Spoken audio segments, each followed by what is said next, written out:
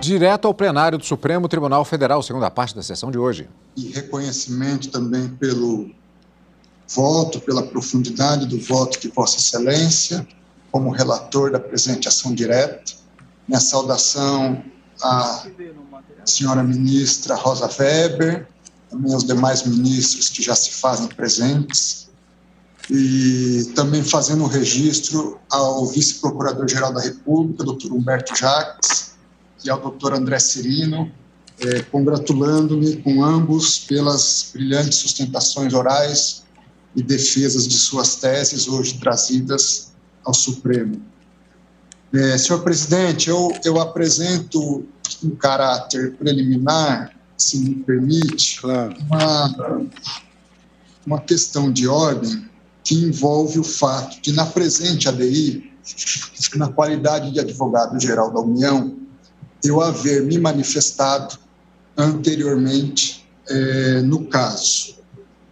Eu faço registro, a partir do relato desse fato, de dois precedentes que representam uma evolução no entendimento do plenário do Supremo Tribunal Federal, que estão na ADI, tanto 2238 como na 6362.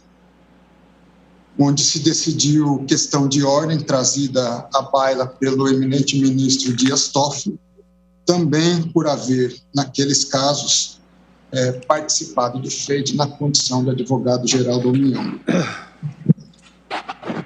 Fazendo referência expressa ao julgado na ADI 6362, consta da decisão que o tribunal, por maioria, resolvendo questão de ordem suscitada pelo ministro Dias Toffoli, presidente, fixou tese no sentido de que não há impedimento nem suspeição de ministro nos julgamentos de ações de controle concentrado, exceto se o próprio ministro firmar, por razões de foro íntimo, a sua não participação, vencido na ocasião o eminente ministro Edson Fachin.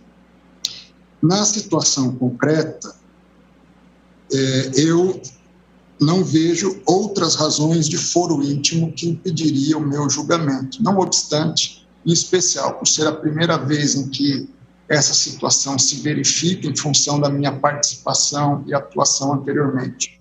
Como advogado-geral da União, eu consulto Vossa Excelência sobre a prevalência ou não dos entendimentos anteriores para que, apenas após uma confirmação também dessa situação, aplicando-se ao meu caso nos processos de controle concentrado, eu poder, então, me manifestar adentrando no mérito da questão. Vossa Excelência sente-se livre para votar, sente confortável para votar, enfim? Sim, por outras questões de foro íntimo, qualquer outra hipótese legal, nenhum impedimento de minha parte, senhor presidente. Então, Vossa Excelência está com a palavra para o voto. Muito obrigado. Apenas por questão de economia, eu indago, senhor presidente, também, em eventuais casos futuros, em especial eventuais situações futuras similares, se permanece esse entendimento, eu vou seguir sem suscitar questão de ordem, mas algum ministro sentindo o caso, eu estou à disposição para tratar da matéria. Tá bem? A jurisprudência da Corte é um bom critério objetivo que defende a sua posição, de sorte que nós vamos ficar sempre a depender das suas razões de foro íntimo. Se não houver... Eu agradeço. Excelência, fica à vontade. Agradeço, senhor presidente. Bom, diante do assunto, eu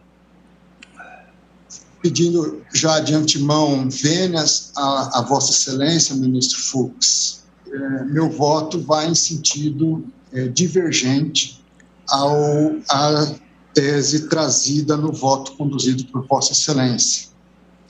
Ao mesmo tempo, até porque diferentes as funções, também divergindo parcialmente da manifestação anterior que havia feito como advogado-geral da União. Então, não necessariamente porque se atua como advogado-geral da União, até porque a função é específica, de curador da constitucionalidade, defesa da constitucionalidade das normas, nesse caso específico, eu apresento uma posição parcialmente divergente daquela manifestada como advogado-geral da União. Assim, em evolução parcial ao posicionamento por mim externado na condição de advogado-geral da União, isto é, como defensor nos termos do artigo 103, parágrafo 3º da Constituição, firmo agora a convicção no sentido de que o requerente possui, em alguma medida, razão quanto ao artigo 43 da Lei 9.504 de 97. Isso porque, na dicção vigente do dispositivo em questão, a primazia conferida pela instância legiferante, a forma escrita dos jornais, desconsidera o modelo de negócios de boa parcela da imprensa na década que nós estamos, já no ano de 2022. Por oportuno, reproduzo dispositivo constitucional que considero importante para a compreensão da minha linha de raciocínio. Cito o artigo 222, parágrafo 3º da Constituição, que diz: os meios de comunicação social eletrônica, independentemente da tecnologia utilizada para a prestação de serviço, deverão observar os princípios enunciados no artigo 221, na forma de lei específica, que também garantirá a prioridade de profissionais brasileiros na execução de produções nacionais. Assim, o legislador ordinário, penso, não restou atento à inovação perpetrada pelo Poder Constituinte derivado, cristalizada na Emenda Constitucional número 36 de 2002, ao inserir no universo do regime constitucional dos meios de comunicação social as manifestações em formato eletrônico. Nesta linha, eu cito a doutrina de Márcio Aranha, que diz que de todos os enunciados constitucionais, esse parágrafo 3º certamente é o que carrega consigo as consequências mais abrangentes, na medida em que repercute não só o cerne temático de limitações à propriedade na comunicação social, como também redefine a equação de serviços de telecomunicações lato sensu. Sua repercussão no cerne temático de limitações à propriedade dá-se de 3 formas. Eu cito a primeira: mediante a expansão do conceito de meios midiáticos tradicionais de jornalismo e radiodifusão, para comportarem também conformações eletrônicas de comunicação social. Segue ainda o autor que a introdução do qualificativo eletrônico à comunicação social permite a divisão conceitual de índole constitucional entre comunicação social como conceito abrangente das atividades de jornalismo, radiodifusão ou qualquer outra atividade de comunicação social, de um lado, e, de outro, a comunicação eletrônica como sua espécie caracterizada pela transmissão, codificação ou mesmo interatividade de informações exclusivamente por meio eletrônico. O significado do meio eletrônico afigura-se, portanto, essencial para a delimitação deste espaço de ampliação do âmbito de aplicação dos princípios enunciados no artigo 221 da Constituição Federal, por remissão do mencionado 222, parágrafo 3º.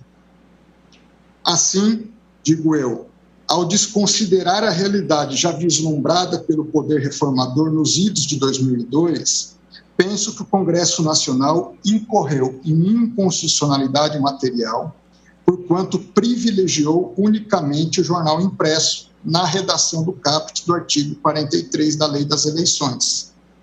Por arrastamento, o mesmo se opera nos artigos 36 da Resolução TSE 23551 de 2017 e 42 da Resolução TSE 23610 de 2019.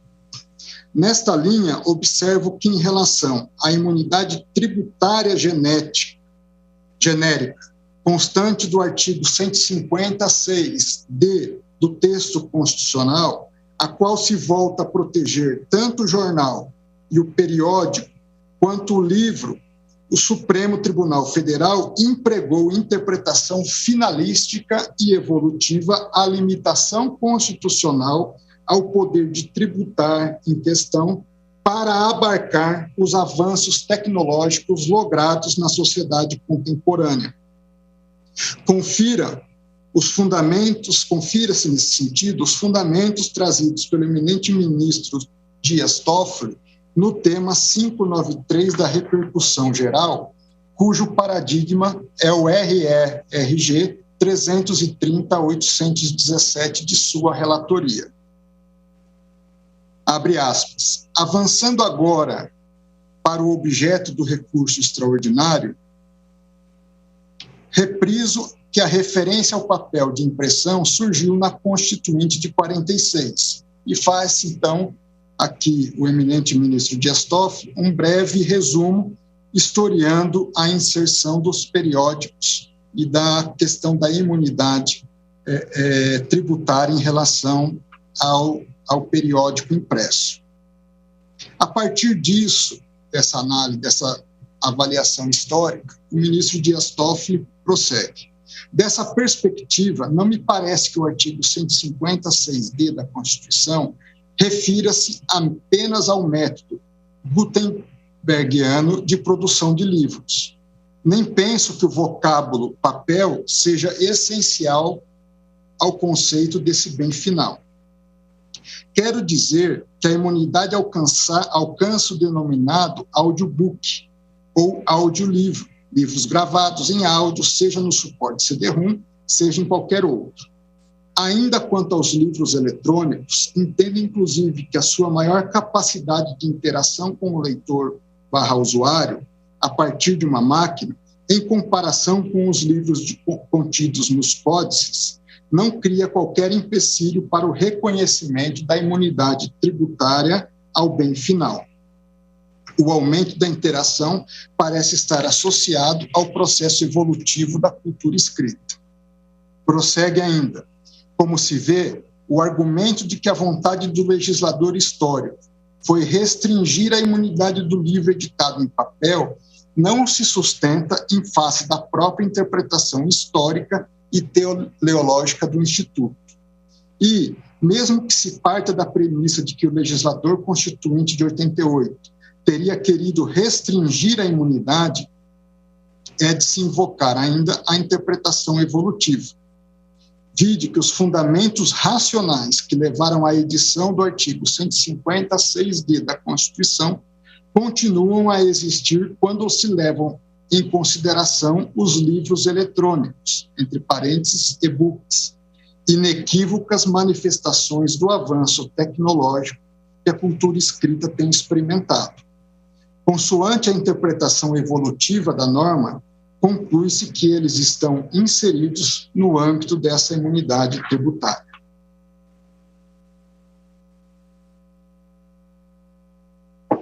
De igual modo, as mudanças históricas e os fatores políticos e sociais presentes na atualidade, seja em razão do avanço tecnológico, seja em decorrência da preocupação ambiental, justificam a equiparação do papel numa visão panorâmica da realidade e da norma, aos suportes utilizados para a publicação dos livros. Nesse contexto moderno, contemporâneo, portanto,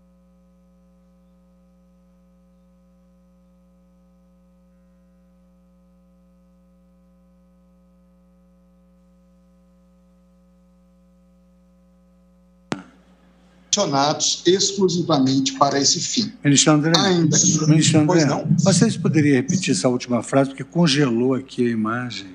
Não sei Pois se não. os outros... Eu volto aqui. Nesse contexto moderno, contemporâneo, portanto, a teleologia da regra da imunidade igualmente alcança os aparelhos leitores de livros eletrônicos, confeccionados especialmente ou exclusivamente, digo, para esse fim, ainda que eventualmente estejam equipados com funcionalidades acessórias ou rudimentares que auxiliem a leitura digital. Feito esse registro, Prossigo. No mais, impende atentar que vigora no repertório jurisprudencial desta Corte a teoria da divisibilidade das leis, abre aspas, fazendo referência à ementa na ADI 1942, de relatoria do eminente ministro Edson Fachin.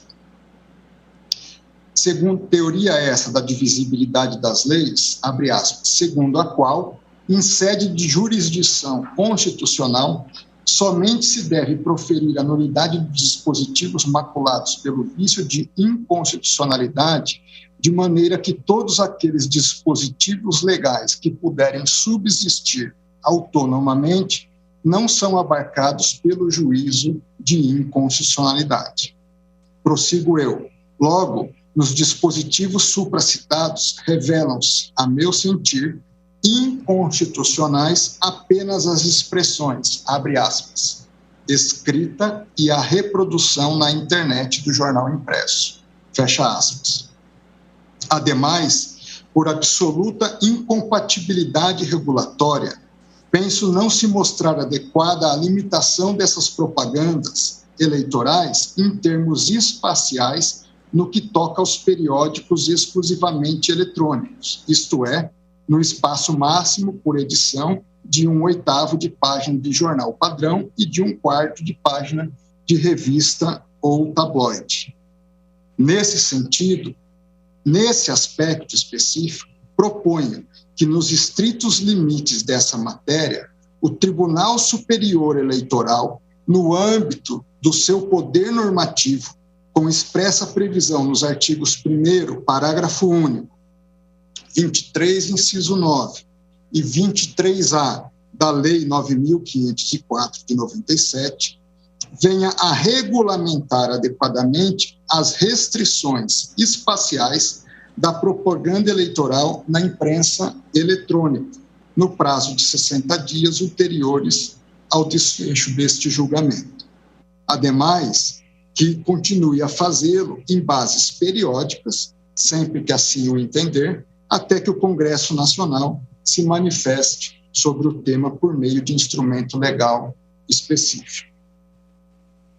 Então, esse é meu voto, senhores ministros, senhor presidente, em relação ao artigo 43. Prossigo agora,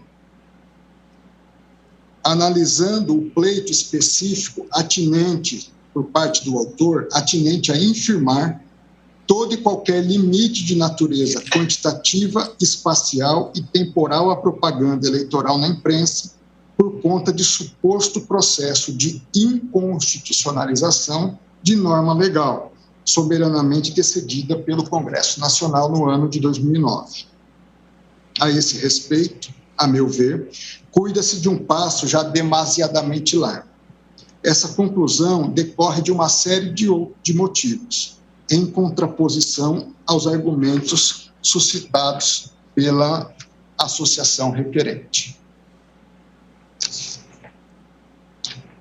Segundo a associação, este Supremo Tribunal Federal deveria declarar a inconstitucionalidade do artigo 43 das eleições por conta da ampla disponibilidade de meios de comunicação existentes a partir da internet. Dito de outra forma, em sua visão, os jornais tornaram-se potencialmente menos lesivos à normalidade do pleito eleitoral diante de sua menor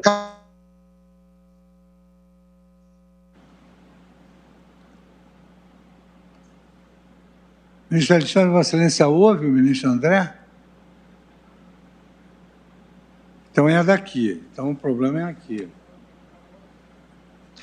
Um momentinho, ministro André. Pois não, senhor presidente. Agora voltou. Voltou? Voltou, pode prosseguir. Assim, o caminho mais correto deveria ser, na visão do autor, a desregulamentação da matéria, equiparando em sentido vertical descendente o arcabouço regulatório da imprensa ao do impulsionamento de conteúdo na internet. Com as devidas vênias, esse raciocínio não me parece correto, É certo que as idiosincrasias dos meios de comunicação social, em caso, redes sociais vis-à-vis jornais, exigem um raciocínio suficientemente complexo para abranger todas as consequências derivadas de eventual opção tomada por esta Corte no sentido de infirmar um arcabouço normativo de matiz eleitoral com experiência decenal. De certo, não me ressoa adequado simplesmente se optar pela estratégia regulatória conhecida como corrida ao fundo do poço. Conforme já dito, as regulações jurídicas dos meios de comunicações da internet e da imprensa merecem abordagens muito cuidadosas e, por vezes, até díspares. Em pesquisa realizada no ACE Electoral Knowledge Network, o maior, em termos mundiais, repositório de conhecimento eleitoral, que foi lançado em 98 pela International IDEA e pelo Departamento de Assuntos Econômicos e Sociais da ONU, depreende o seguinte estado da arte em relação à propaganda eleitoral paga em jornais. Abre aspas. Saber se um país permite ou não propaganda política paga no âmbito da radiodifusão é muito dependente da tradição relativa ao estilo de propriedade das emissoras e, por consequência, do sistema regulatório que esteja envolvido nessa seara. Alguns podem considerar curioso que a questão da propaganda paga de iniciativa de partidos políticos e candidatos em jornais mostra-se pouco controversa. A prática mundial é quase universalmente a mesma. A propaganda é permitida, sujeita apenas a outras limitações, como o teto de gastos eleitorais e, por vezes, restrições em relação ao seu conteúdo. No entanto, o fato segundo o qual muitos países permitiram um curso diferente em relação à propaganda política no rádio e na televisão,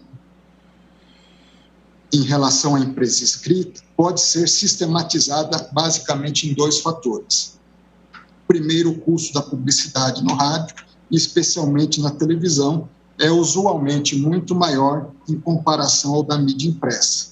E segundo, as emissoras são ou de controle público ou recebem seu espectro de frequência desde um órgão público.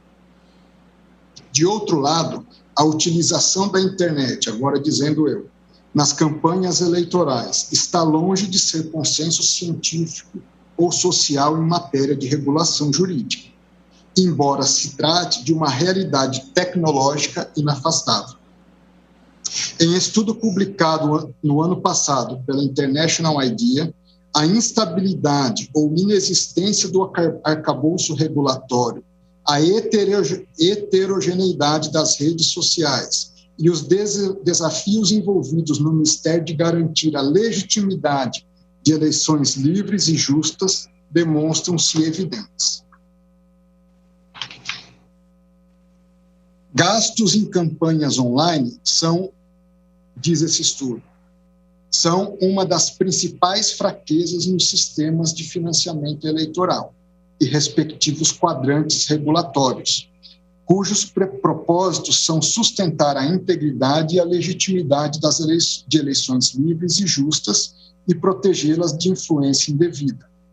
Enquanto métodos de campanhas tradicionais e offline são geralmente sujeitos a sistemas maduros de restrições regulatórias, inclusive limites de gastos, vedações em relação a contribuições de certas fontes, como corporações e entes estrangeiros, alocação de tempo de TV e rádio, a normatização do financiamento de espaço online é praticamente inexistente. Segundo o Banco de Dados de Financiamento Político do International IDEA, apenas 12 dos 180 países, ou seja, 6,7%, incluídos na base, possuem uma limitação explícita a respeito de gastos com campanhas online para partidos políticos, candidatos ou terceiros. Sendo um fenômeno relativamente recente, a regulação de gastos online não é direto e não há evidência conclusiva do que funciona. Formuladores de políticas públicas e agências de supervisão enfrentam diversas dificuldades na medida em que avançam no desenho e na implementação de legislações sobre o financiamento eleitoral online.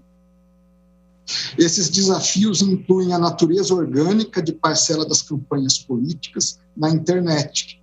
Ainda assim, a falta de capacidade das agências de supervisão para monitorar as finanças de candidaturas baseadas no online, diferentes abordagens de propaganda política adotadas por distintas plataformas, dentre outros. A natureza de campanhas online é diferente das candidaturas tradicionais em muitos aspectos. Muitos elementos dessas campanhas, como o envolvimento e o papel dos intermediários, as múltiplas jurisdições envolvidas e a rápida evolução dos métodos, colocam um desafio para as agências reguladoras.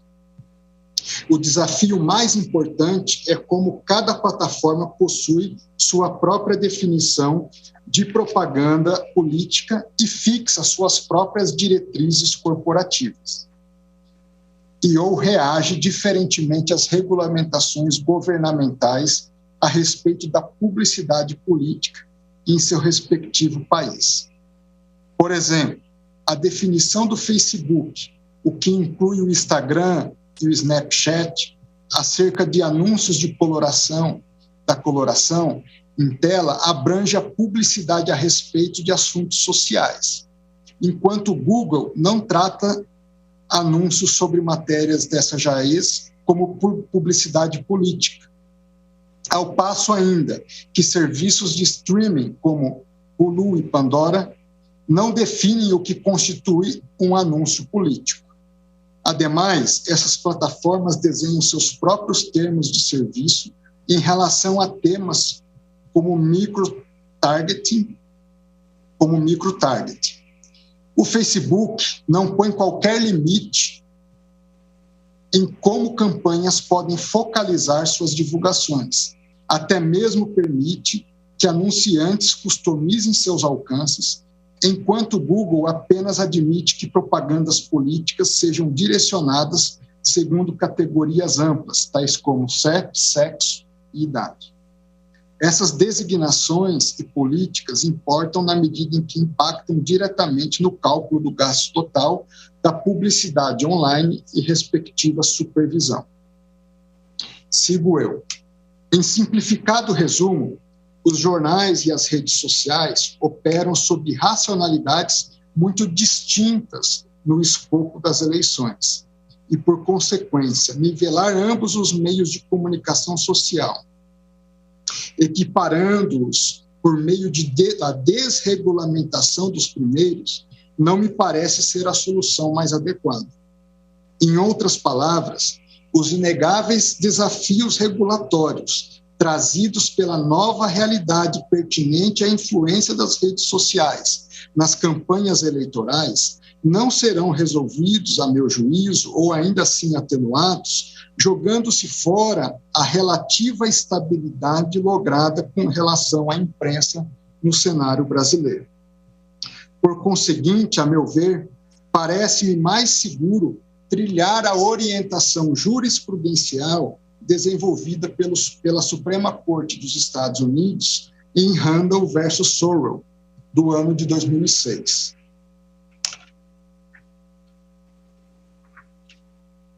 Quanto à melhor capacidade institucional do corpo parlamentar para este sim proceder esses julgamentos empíricos em matérias relacionadas à natureza das campanhas eleitorais, diz o julgado mencionado da Suprema Corte dos Estados Unidos.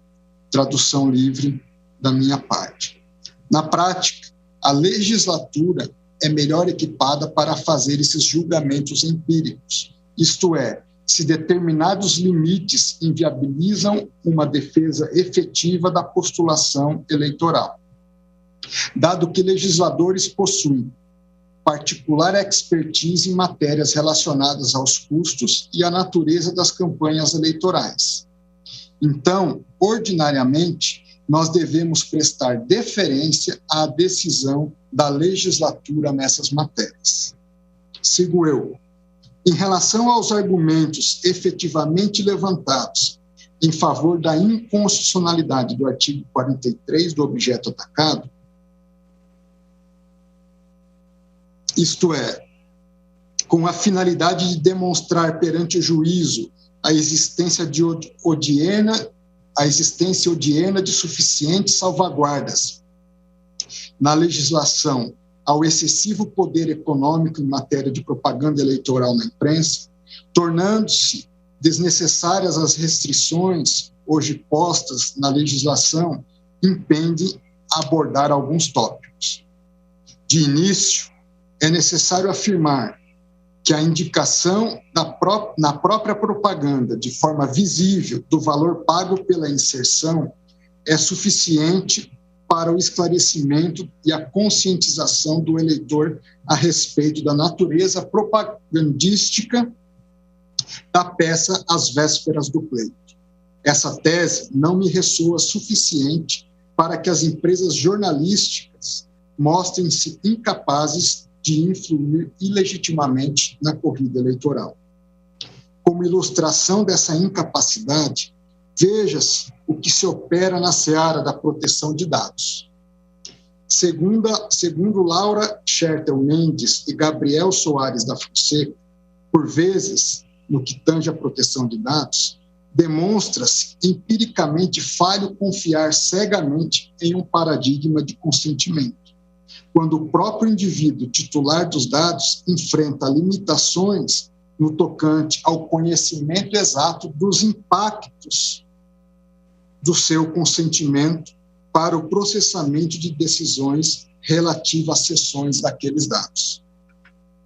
Dizem mencionados autores: a primeira insuficiência enfrentada pelo paradigma do consentimento advém da sua abordagem quanto ao próprio titular dos dados e ao seu processo cognitivo decisório. Partindo dessas premissas, o seguinte procedimento se tornou comum: informar o titular dos dados pessoais acerca de quais dados estão sendo coletados. 2, permitir com que ele detenha o poder de decidir se aceita ou não os referidos usos dos dados. Com base nas informações disponibilizadas, portanto, pressupõe-se que o indivíduo estaria apto a tomar decisões racionais, embasadas e efetivamente autônomas. Ocorre que importantes evidências empíricas trazidas pelas ciências comportamentais têm demonstrado que tais pressupostos nem sempre são adequados, em especial em face das limitações cognitivas, como vieses e heurísticas, que podem dificultar a avaliação dos elementos necessários para racionalizar um processo de tomada de decisão genuíno a respeito do fluxo de seus dados pessoais. Por óbvio, não se trata simplesmente de infantilizar o titular dos dados, tornando-o incapaz de decidir por si mesmo ou simplesmente ignorar a sua capacidade racional.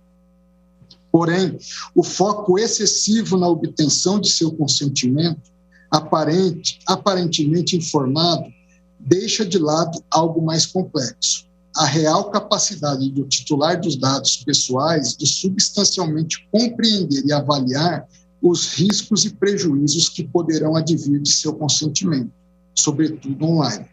Nessas situações, o próprio consentimento individual se torna incapaz de corresponder com a verdade real do titular dos dados.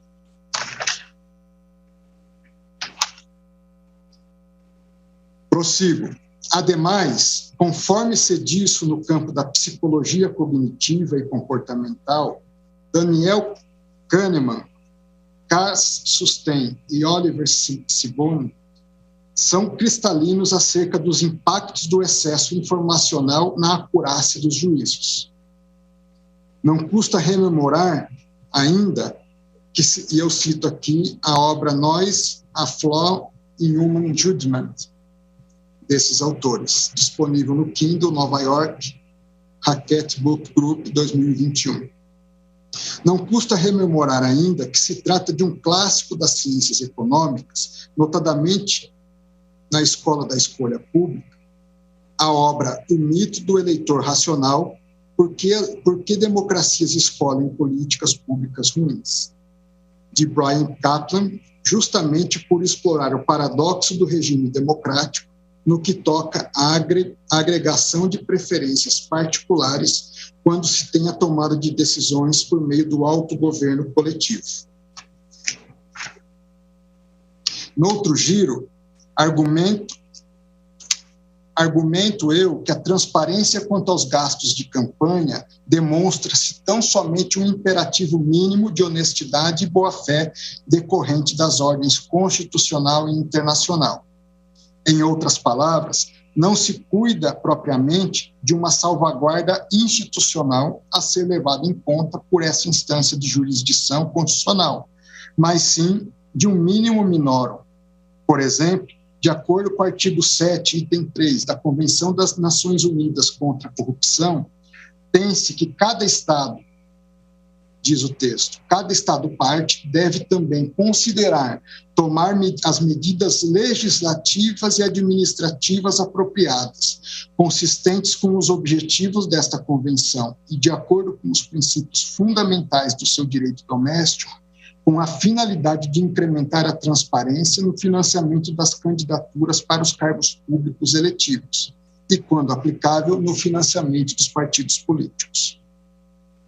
Igualmente, nos comentários gerais do Comitê de Direitos Humanos das Nações Unidas, número 25, ao artigo 25, que trata da participação em negócios públicos e direito ao voto, consta o seguinte: limitações razoáveis nos gastos de campanha podem ser justificadas onde isso seja necessário para assegurar a escolha livre dos eleitores, para que a escolha livre dos eleitores não seja prejudicada, nem que o processo democrático seja distorcido por gastos desproporcionais em favor de algum candidato ou partido. Por fim, em relatório anual do Escritório do Alto Comissariado das Nações Unidas para os Direitos Humanos, proferido no dia 23 de julho de 2013, a respeito da promoção, proteção e implementação do direito à participação em negócios públicos no contexto da existência do direito da pessoa humana, melhores práticas, experiências, desafios e maneiras de superá-los, remanesceu afirmado o seguinte: instrumentos e mecanismos internacionais de direitos humanos reconhecem o direito de todas as pessoas a se envolverem plenamente e efetivamente influenciarem no processo público de tomada de decisões que as afetam. Para político, para assegurar uma participação efetiva e completa nos negócios políticos e públicos em bases iguais, processos e mecanismos participativos devem se conformar a certos princípios. Antes de tudo, mecanismos participativos devem ser estabelecidos por lei, e todas as partes interessadas devem possuir acesso à informação de maneira tempestiva e transparente, o que implica em todo o esforço por parte das autoridades estatais em assegurar o acesso à informação de interesse público de maneira fácil, imediata, efetiva e prática. Em suma, trata-se de uma condição de possibilidade para que seja minimamente viável afirmar-se no Brasil uma democracia constitucional no cenário internacional. Logo, não acredito ser viável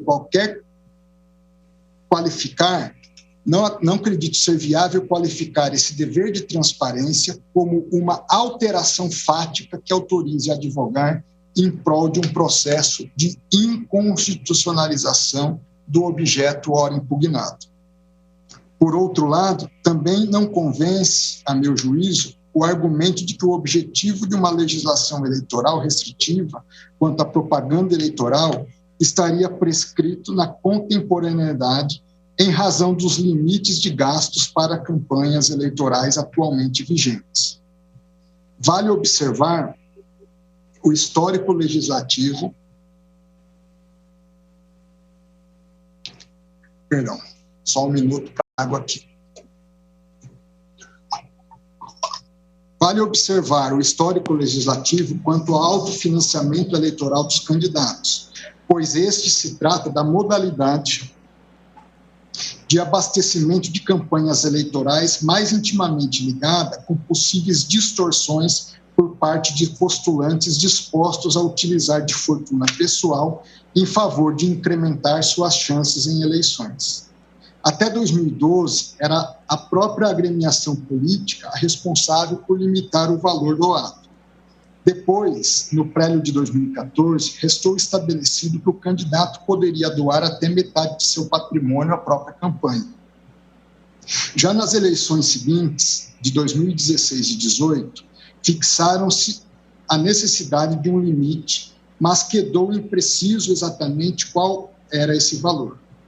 Nesse contexto, foi da ciência de todos que candidatos a cargos de presidente da República, governador de estado, senador da República, deputado federal e prefeito de capital mobilizaram dezenas de milhões de reais em suas próprias campanhas, o que claramente coloca em dúvida a igualdade de chances nesses ciclos eleitorais, em afronta ao artigo 17 do texto constitucional. Por fim, a partir da Lei 13.879 de 2019, seu artigo 18C e 23, parágrafo 2º-A, ou seja, da Lei das Eleições, temos que o limite de gastos nas campanhas dos candidatos às eleições para prefeito e vereador na respectiva circunscrição será equivalente ao limite para os respectivos cargos nas eleições de 2016, atualizado pelo IPCA, aferido pelo IBGE, ou por índice que o substituir.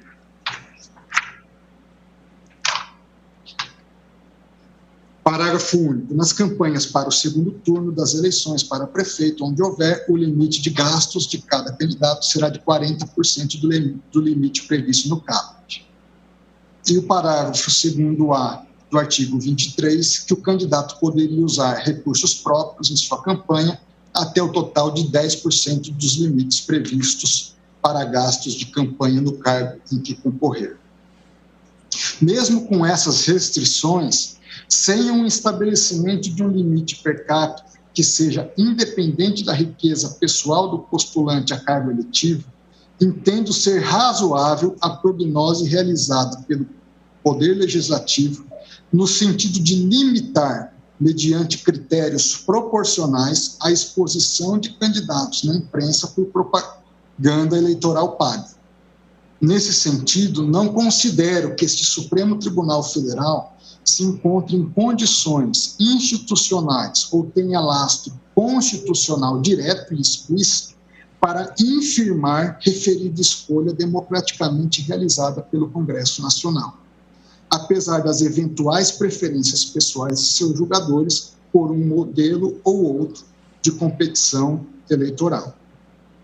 Por fim, melhor sorte, penso não assistir ao argumento de que a vedação por via judicial às doações eleitorais realizadas por pessoas jurídicas a partir da ABI 4650, de relatoria de Sua Excelência o Presidente e Ministro Luiz Fux, representa salvaguarda suficiente à influência do poder econômico, à igualdade de chances e à normalidade nas eleições. A despeito da preponderância contemporânea pela forma pública de financiamento eleitoral, os atores relevantes e os estudiosos do tema ainda muito controvertem no Brasil e no mundo a respeito dessa relação constituinte que se traduz no custo da democracia, na feliz expressão do ministro Dias Toffoli. Em conclusão, rejeito o pedido formulado em favor da declaração da inconstitucionalidade das restrições impostas pelo caput do artigo 43 da Lei 9.504 às propagandas eleitorais pagas realizadas em veículos impressos tradicionais, tendo em vista que esse dispositivo não afronta diretamente qualquer parâmetro constitucional. Em síntese, aquilo que é a mídia impressa, entendo o dispositivo ser constitucional. Aquilo que é a imprensa eletrônica, o jornal eletrônico. O TSE, enquanto não houver uma regulamentação pelo Congresso Nacional, faria a regulamentação correspondente. Ultrapassado esse ponto, então, reputo que a interpretação conforme a Constituição pleiteada pelo requerente relativamente ao artigo 57C caput e parágrafo 1º da Lei das Eleições também não possui guarida constitucional. Isto porque, a partir de uma simples visualização topográfica da lei impugnada, observo que a regulamentação da propaganda eleitoral se opera de acordo com o meio de comunicação almejado. Assim, a meu ver, permanece escorreita a argumentação posta pelo vice-procurador-geral da República, Dr. Humberto Jacques, em relação aos distintos tratamentos normativos eleitos pelas instâncias legiferantes de acordo com os meios e mensagens veiculadas. Diz Sua Excelência, a propaganda na imprensa escrita é diferente da propaganda feita na internet. São meios e mensagens diversas, logo há necessidade de ter regramentos diversos. Da mesma forma, não se está impedindo a liberdade de informação ou livre acesso da atividade econômica. Aliás, é importante separarem-se esses dois vetores das empresas jornalísticas. A empresa jornalística legitimamente se remunera pela venda de exemplares e espaços publicitários em pleno exercício de sua liberdade econômica. Ao mesmo tempo, o veículo impresso, fora do espaço publicitário, exerce a sua liberdade de informação, opinião e expressão controlada soberanamente por seus leitores. Jornais e revistas cumprem uma tarefa essencial à democracia, com a discussão, a crítica, a investigação, o debate e a fiscalização do exercício do poder. São assegurados a esses veículos a tomada de posição e mesmo apoiamento a bandeiras políticas e candidaturas. Tudo acontecendo no campo das liberdades, sem intervenção, subsídio ou preferência estatal. Prossigo. A pretensão de excluir do âmbito de incidência da norma do artigo 57 caput, parágrafo 1º, inciso 1, da Lei 9.504, de 97, toda e qualquer organização econômica que produza, veicule e divulgue notícias, principalmente para admitir que essa propale em seus sítios eletrônicos propagandas eleitorais, pagas ou gratuitas na internet, terminaria por desvirtuar completamente a legítima opção tomada pelo Congresso Nacional. Ademais, isso seria feito sem amparo direto em qualquer norma constitucional idônea para tanto, com a devida vênia aos pensamentos em contrário. Assim, em consonância ao que já é argumentado em relação ao artigo 43 do diploma resgatado, a regulação jurídica, de um lado, dos periódicos e de outro, das redes sociais e dos buscadores, guardam peculiaridades que não permitem a equiparação pretendida.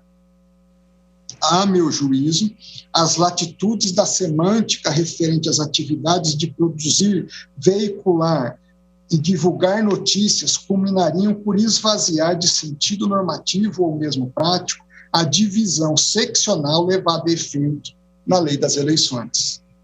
De certo, torna-se plenamente compreensível o desejo de maior participação das empresas jornalísticas em um nicho mercadológico específico. No entanto, penso que isso, por si só, não justifica a inconstitucionalidade pretendida. Assim, ao reputar inconstitucional a exigência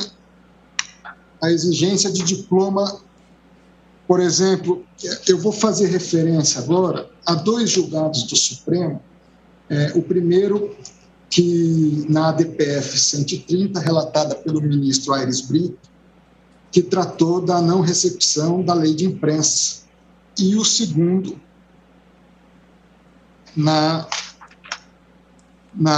no recurso extraordinário 511 961, relatado pelo ministro Gilmar Mendes, que tratou do exercício da profissão de jornalista. Nesses dois enunciados, nesses dois julgados, o Supremo Tribunal Federal é muito claro ao garantir a plena liberdade de imprensa e de expressão, eu diria até à luz dos julgados, uma liberdade qualificada aos jornais e jornalistas.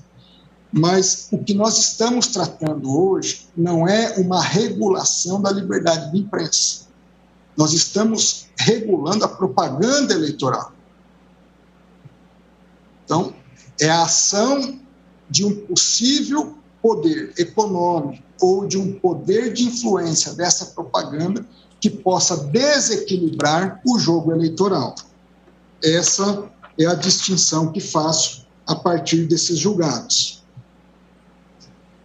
Portanto, em sentido correlato ao que foi por esse tribunal assentado também no tangente à classe dos advogados na ADI 3026, de relatoria do ministro Hélio Grau, a relevância da função dos jornalistas no âmbito das eleições, na verdade, no meu sentir, milita em desfavor da interpretação que é dada pela entidade autora. Nessa linha, veja-se o que está presente no comentário geral número 25 do Comitê de Direitos Humanos das Nações Unidas, esboçado na 51ª sessão de 12 de julho de 96. De modo a assegurar a plena fruição dos direitos protegidos pelo artigo 25, a livre comunicação de informações e ideias acerca de assuntos públicos e políticos entre cidadãos, candidatos e representantes eleitos é essencial. Isso implica uma imprensa livre e outras mídias aptas a comentar sobre assuntos públicos sem censuras ou constrição, assim como a informar a opinião pública.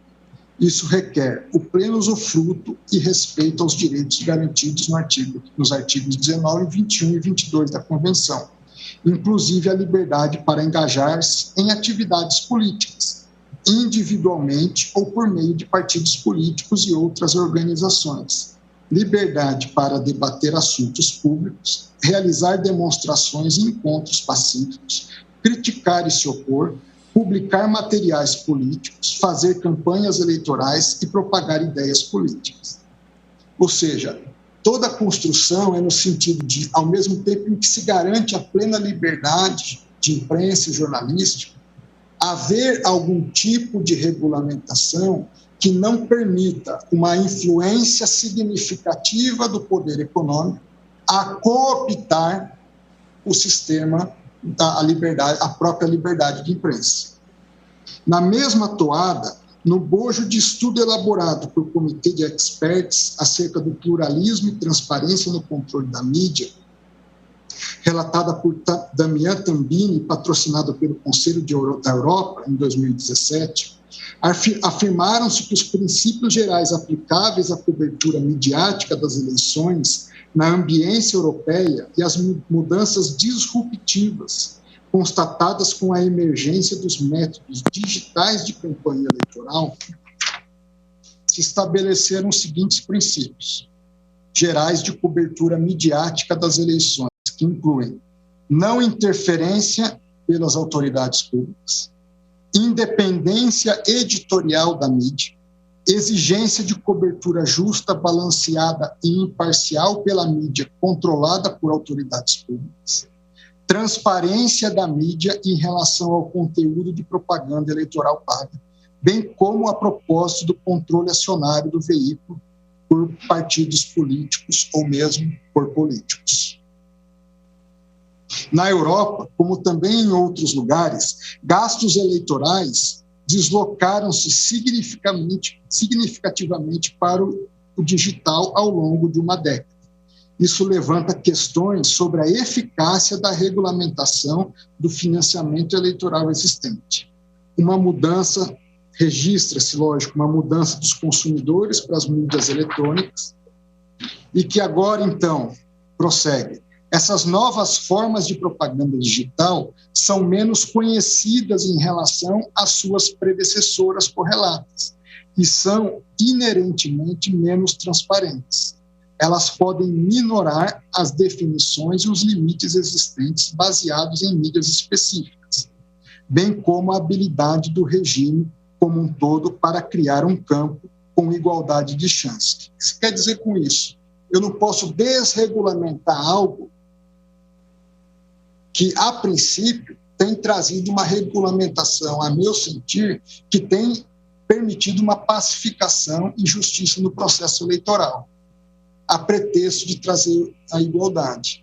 Se precisa melhorar o sistema, vamos melhorar o sistema, mas não pela pura e simples desregulamentação de uma parte do setor. Logo, uma vez mais, considero que os meios em questão são pouco comparáveis e, por consequência, não são passíveis de imediata equiparação, por força de uma hermenêutica ou criativa interpretação jurisdicional com as vênias aos que pensam em contrário. Reputo de todo prudente não turvar as tênues linhas delineadas pelo legislador em seu mistério regulatório no que diz respeito às distintas racionalidades que informam as balizas limitativas das propagandas eleitorais, segundo cada um dos meios de comunicação social. No âmbito da liberdade de expressão vigente na internet, entendo mais adequado prestar deferência na decisão de tais matérias ao Poder Legislativo da União e respectivos representantes eleitos, nos termos do disposto nos artigos 22, inciso 1 e 4, e 48, inciso 12 da Constituição da República, assim como aos órgãos da Justiça Eleitoral, nos termos do artigo 118 da própria Constituição, bem como a própria sociedade civil livremente organizada.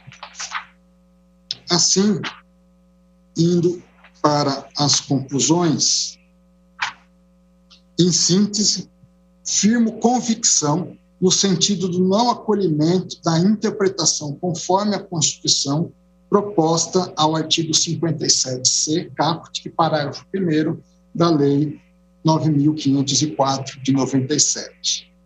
Ante o exposto, e aqui o dispositivo do meu voto, conheço da ação direta de inconstitucionalidade e, no mérito, julgo-a parcialmente procedente apenas para declarar a inconstitucionalidade da expressão, abre aspas, escrita e a reprodução na internet de jornal impresso, fecha aspas, constante nos artigos 43, caput, da Lei 9.504 de 97, no artigo 36 da Resolução TSE 23551 e artigo 42 da Resolução TSE 23610.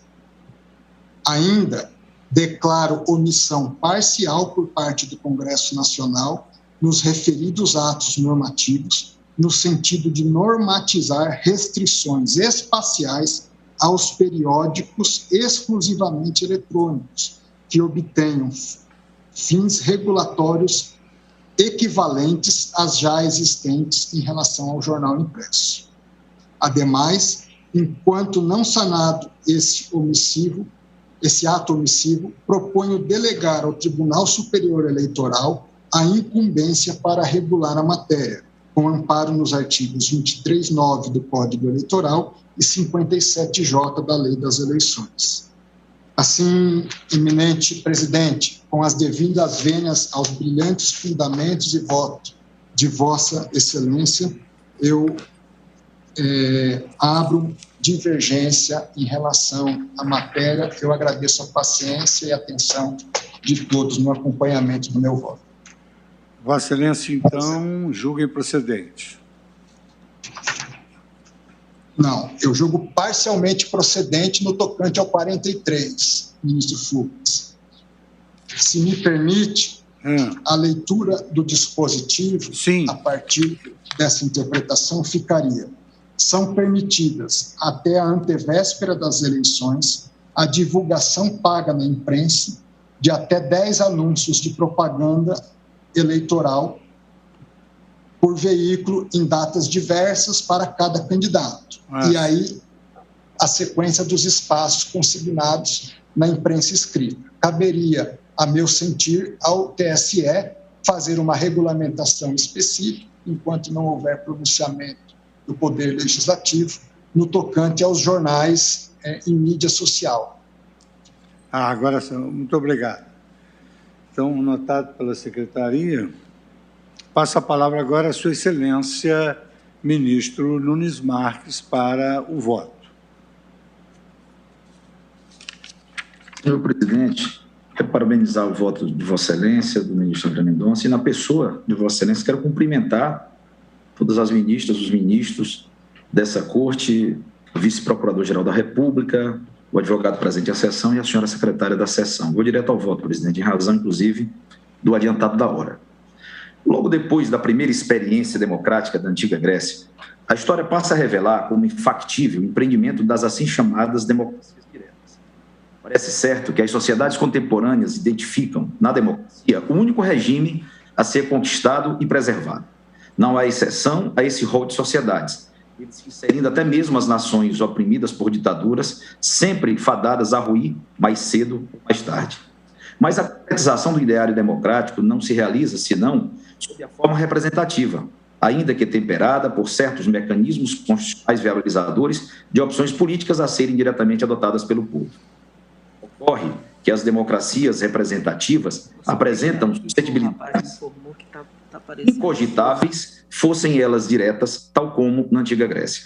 Assim, a eleição deve ser estrita adequação com a vontade popular consignada nas urnas. Antes, é imprescindível que essa vontade seja construída num ambiente fecundo de opiniões e ideias, onde a todos seja garantido o direito de dizê-las e ouvi-las em igualdade de condições. Cabe, então, a certas instituições republicanas, mormente ao Congresso Nacional, criar regras ao processo eleitoral, numa tarefa de verdadeira autopreservação do fenômeno democrático. Os dispositivos legais, ora impugnados, portanto, motivam-se no propósito de ver depurado o processo eleitoral. Neles, objetivou-se, primeiramente, salvaguardar as eleições do poder financeiro e na escolha dos agentes políticos.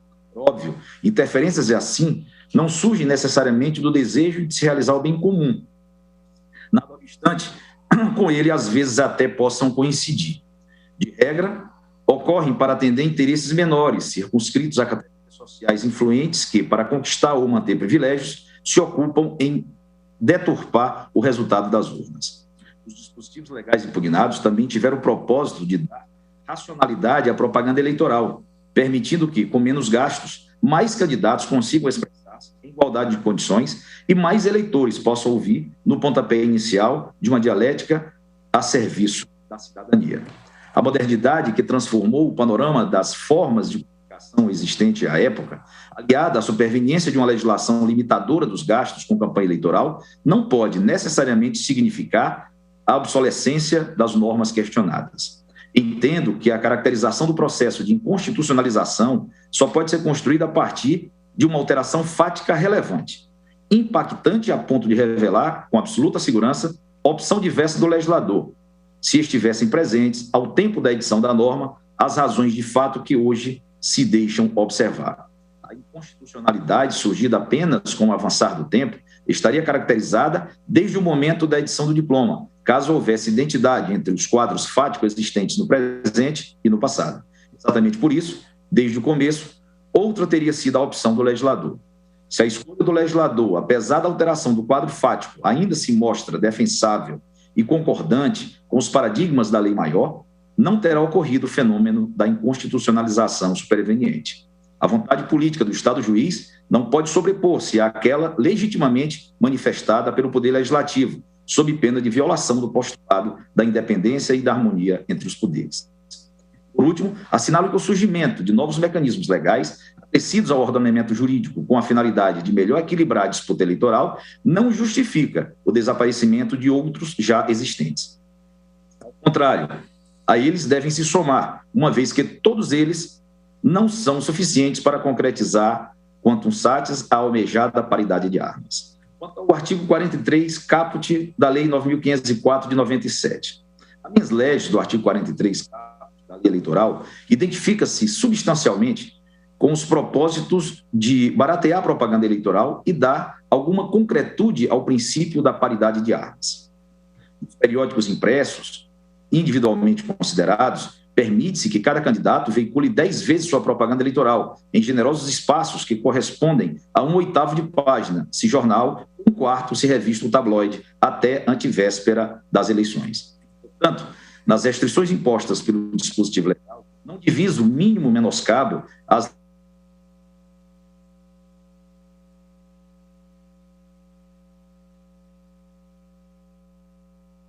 Ministro Cássio, agora. É porque a voz tinha falhado. Para além de jornais e revistas impressos, os candidatos dispõem de um vasto rol de instrumentos a serem utilizados para divulgar suas ideias e propostas, os quais, na prática, têm sido preferidos. Por isso, se pode ver claramente que as restrições impostas pelo artigo 43 caput da Lei Eleitoral não significam qualquer embaraço à liberdade de expressão dos candidatos a cargos eletivos.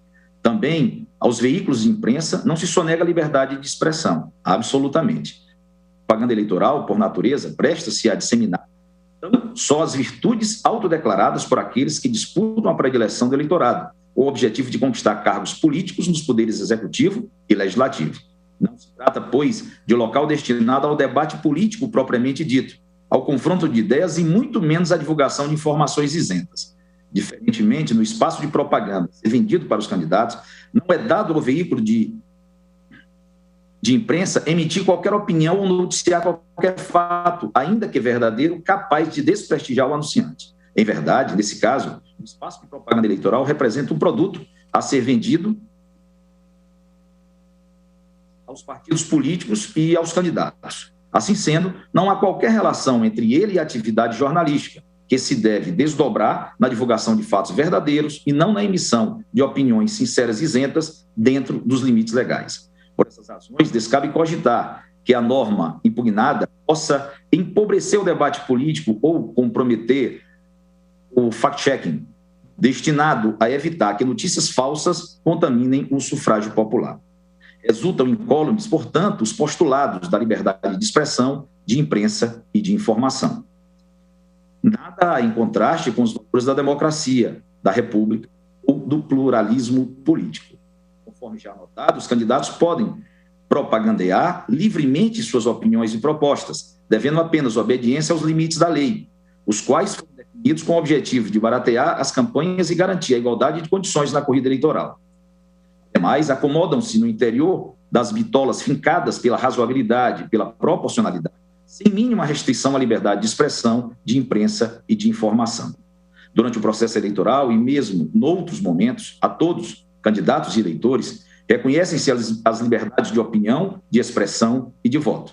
Nesse enfeixe de liberdades, a formação da vontade do Estado torna-se legítima, quer quando seus dirigentes são escolhidos, alternando no poder, quer quando políticas públicas são engendradas, tudo rumo à concretização dos objetivos fundamentais da República Federal. Rigorosamente, não existe qualquer relação entre o conteúdo da norma impugnada e as liberdades que alicerçam os projetos de democracia, de república e de pluralismo político. Limitações impostas pelo artigo 43 a cargos eletivos e, por consequência, aos veículos noticiosos de forma impressa, que assim são autorizados a vender para cada um dos diversos candidatos 10 anúncios publicitários no espaço correspondente a 1/8 de página se jornal e 1/4 se revista o tabloide até antevéspera da eleição. Evidentemente, apesar do reconhecido papel que desempenham para a consolidação da cidadania, não se pode deixar de reconhecer o caráter empresarial dos órgãos de imprensa. Em regra, eles existem para gerar lucros. Para isso, duas costumam ser as principais fontes de receita. 1, a venda de exemplares, em avulso ou por assinatura, e 2, a venda de espaços destinados a propagandas e anúncios publicitários. Propaganda ou anúncio publicitário, muito próprio às economias de mercado, significa, na grande maioria das vezes, mecanismo destinado a alavancar negócios comerciais. As regras do processo eleitoral, por outro lado, a serem construídas à luz de princípios de direito público, são sempre endereçadas ao aperfeiçoamento da democracia, especialmente no momento que antecede a eleição dos representantes do povo. Logo, não devem maiores obséquios aos interesses mercadológicos das pessoas jurídicas e direito privado, mesmo dos órgãos de imprensa, tão importantes à cidadania nacional. Por isso e por outras razões, a propaganda eleitoral não deve ser admitida com as lógicas próprias do mercado. Ela não se presta a alavancar negócios, muito menos a gerar receitas para jornais, revistas ou tabloides, ainda que às vezes isso legalmente possa ocorrer. Trata-se de uma opção política do legislador sobre onde e como devam ser gastos os recursos provenientes do fundo eleitoral. Não há nisso, penso eu, nenhuma violação à liberdade de expressão. Aqui me permito fazer duas indagações. Proibidas as propagandas de telemarketing, por exemplo, também a favor de tais empresas caberiam, porque prejudicadas pelo desrespeito às liberdades de iniciativa e de concorrência? Se mais adiante vier a ser, eventualmente, proibida a exibição de outdoors, também respectivas empresas estariam prejudicadas por inobservância às liberdades de iniciativa e de concorrência? A mais respeitosa vênia aos que pensam de forma diferente. Em direito eleitoral, seara que naturalmente reclama forte regramento, parece-me que a tese autoral peleja por uma quase absoluta ausência de limites legais. Portanto, a norma em análise nada proíbe. Antes, veicula uma verdadeira autorização, deferida aos noticiosos, que assim poderão vender espaços destinados à propaganda eleitoral. Como breve alterdicto, permito-me lembrar algumas possibilidades decorrentes de contratos entre candidatos e periódicos impressos, com quantidade de anúncios que extrapole os limites prescritos pela lei impugnada. Não vislumbra inconstitucionalidade no dispositivo objulgado. Quanto ao caput do artigo 57C, da Lei 9.504, de 97. Quanto à proibição de propaganda paga na internet, não abrangendo, todavia, a contratação dos serviços de impulsionamento de conteúdo, anoto que o legislador ordinário em nada extrapolou os limites a ele impostos pela Constituição Federal. A Rede Mundial de Computadores, acessível em qualquer lugar ou momento, representa um extraordinário marco na evolução dos meios de comunicação em massa, pouco imaginável há 2 ou 3 décadas. Esse maravilhoso mundo novo, todavia, trouxe consigo alguns problemas a serem enfrentados, de modo que a internet não seja admitida como terra sem lei. Por ser realidade social recente, ela desafia o surgimento de regras que, apesar de imprescindíveis, podem naturalmente revelar aspectos a serem corrigidos ou aperfeiçoados logo adiante. Assim o digo para reconhecer que críticas podem e devem ser dirigidas contra dispositivos legais de regulação da internet, inclusive aqueles de direito eleitoral. Mas, para que resultem no aperfeiçoamento do ordenamento jurídico, importa que tais críticas sejam feitas e discutidas no Parlamento, e não perante o Poder Judiciário, cujo papel institucional restringe-se à averiguação, na hipótese, da compatibilidade do diploma antipatizado com a Carta Magna. A espécie, a proponente peleja por pronunciamento judicial que, declarando a inconstitucionalidade da regra impugnada, abra nicho de mercado em favor de toda e qualquer organização econômica que produza, veicule e ou divulgue notícias voltadas ao público brasileiro, por qualquer meio de comunicação impresso ou digital. Aqui, mais uma vez, cumpre lembrar que as regras concebidas pelo Congresso Nacional não devem obséquios a interesses comerciais que se sintam contrariados, mesmo sendo eles legítimos. Diretrizes relativas à propaganda eleitoral precisam voltar-se à realização de princípios próprios, tais como a paridade de armas entre os candidatos e a preservação das eleições, pondo-os a salvo do abuso do poder econômico, sempre disposto a influir no resultado das urnas. Nesse sentido, a jurisprudência desta Corte tem sido bastante deferente, até mesmo às resoluções do Tribunal Superior Eleitoral, quanto à conformação dos meios e formas de propaganda eleitoral. Assim, por exemplo, o Tribunal decidiu a proibição, por resolução do TSE, de propaganda eleitoral por telemarketing, decidindo que não seria inconstitucional.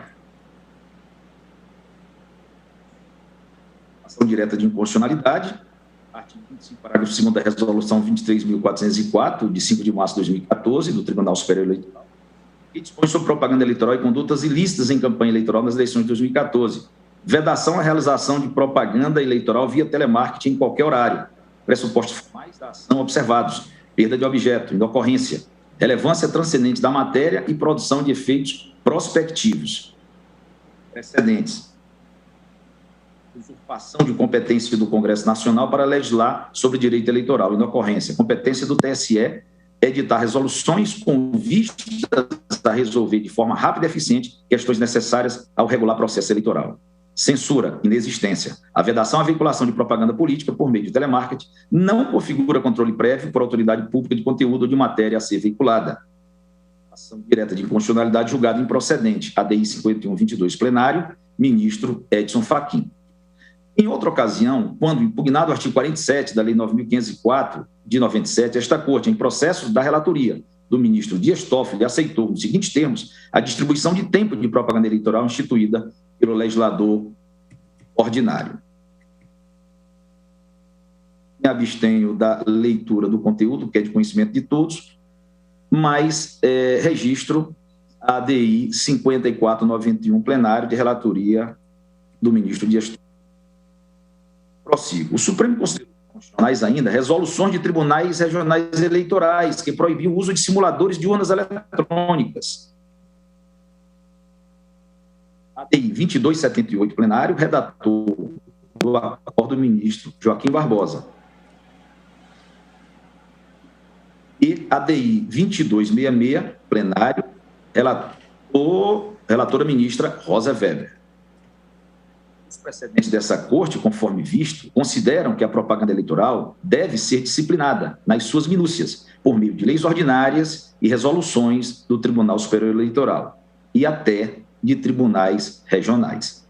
Apenas nisso, não há nenhuma contrariedade à Constituição Federal. Na espécie, também não vislumbra ofensa à lei maior a restrição legal imposta à propaganda eleitoral paga veiculada na internet. Ressalte-se que a lei questionada não impediu a manifestação dos órgãos de comunicação em nenhum sentido, apenas quanto a propagandas onerosas, pagas predominantemente com recursos públicos do Fundo Especial de Financiamento de Campanha, de que trata a Lei 13.487 de 2017, que é a norma atacada, impôs a restrição de que não se dê pela internet, exceto no caso de impulsionamento de conteúdos, com as condicionantes legalmente estabelecidas. De certo, há razões políticas ponderáveis para que o Congresso Nacional tenha tomado essa decisão. A internet é um locus de comunicação ainda novo e em constante desenvolvimento nas suas mais diversas e criativas expressões. Sabe-se que há grandes controvérsias, não apenas no Brasil, mas mundo afora, sobre o poder incomensurável da comunicação pela rede mundial de computadores para os mais diferentes fins. O legislador brasileiro não proibiu e seria virtualmente inútil fazê-lo a propaganda eleitoral pela internet. Somente criou limites perfeitamente razoáveis para que a propaganda eleitoral paga ocorra no ambiente virtual. Considerando-se que o pagamento das propagandas eleitorais no Brasil se dá atualmente com recursos públicos, na ampla maioria dos casos, então a regulação está mais direcionada para a forma do gasto do fundo eleitoral do que propriamente para disciplinar a liberdade de expressão. Por outro lado, a lei também proibiu a propaganda gratuita em sites que sejam de pessoas jurídicas, com ou sem fins lucrativos. Ou seja, quis a lei aqui impedir que o poder econômico ou simbólico de alguma entidade privada possa ser utilizado para fins de convencimento subliminar do eleitor. Novamente, não verifico nenhuma inconstitucionalidade na proibição. A disciplina do tema está perfeitamente dentro do poder de conformação do legislador ordinário, na linha dos precedentes deste tribunal. Cumpre lembrar que propagandas eleitorais, apesar de serem manifestações do pensamento, dirigem-se quase que exclusivamente à conquista da simpatia dos eleitores, com vistas à vitória nas urnas. Nessa medida, deve ser claramente expressa para ser bem compreendida. Qualquer mecanismo subreptício de captação da vontade do eleitor precisa ser evitado. E pareceu ao legislador, nos dispositivos impugnados, que a mercantilização da internet, que é um autêntico espaço público, ou a confusão do papel dos jornais, que se colocam como agentes isentos de informação da sociedade, eventualmente podem induzir ao erro do eleitor. A propósito, reporto-me ao que observou com grande propriedade a Procuradoria-Geral da República. Item 53. O legislador, com efeito, quando tratou de regrar a propaganda eleitoral por intermédio da internet, o fez de modo necessário. Era imprescindível tratar do assunto, adequado e proporcional em sentido estrito. Ora, uma aplicação consistente de uma teoria da norma que reconheça os princípios como mandados de otimização não autorizaria ao Poder Judiciário resolver casos como esse, a partir de critérios de ponderação. Isso porque, muitas vezes, a ponderação de princípios foi feita ou não pelo legislador na própria lei de regência da matéria. Da liberdade de imprensa, informação e comunicação não decorre a impossibilidade de o legislador vetar a propaganda eleitoral paga na internet, e muito menos direito de os sites de jornais e revistas poderem ter propaganda eleitoral paga em seus sites. O legislador, ao regular a alocação de recursos públicos em propaganda, tem o dever de fixar as balizas. Da mesma forma, é legítimo e proporcional quando o legislador proíbe diversos tipos de propaganda, determina como se deve dar a realização da propaganda eleitoral, proíbe a propaganda eleitoral no dia da eleição, proíbe o uso da propaganda mediante distribuição de bens ou vantagens e disciplina a propaganda da imprensa escrita. Ou quando resolve prestigiar a propaganda feita pela internet, que talvez seja o meio mais eficaz de se transmitir mensagem atualmente.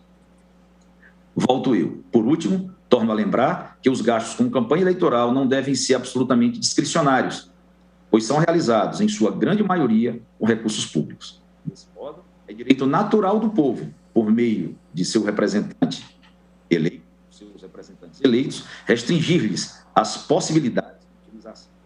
Diante do exposto, senhor presidente, ainda mais respeito venha aos que pensam de forma contrária, eu conheço para declarar a constitucionalidade dos dispositivos. É como Ministro Cássio, houve uma falha de som. Vossa Excelência poderia novamente concluir?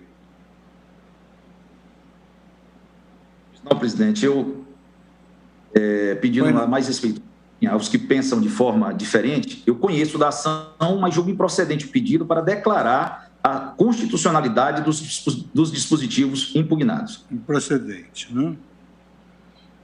Então, até agora, nós temos o meu voto pela procedência, o voto de Sua Excelência, o ministro André Mendonça, pela parcial procedência e o voto de Vossa Excelência, ministro Nunes Marques, pela improcedência.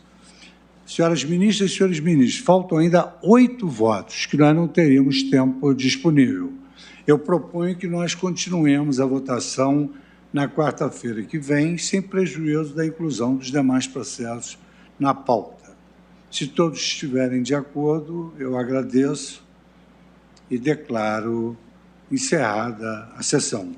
Tenham todos um bom fim de semana e aos colaboradores e aos servidores aqui presentes também, meus agradecimentos. Muito obrigado, declaro encerrada a sessão.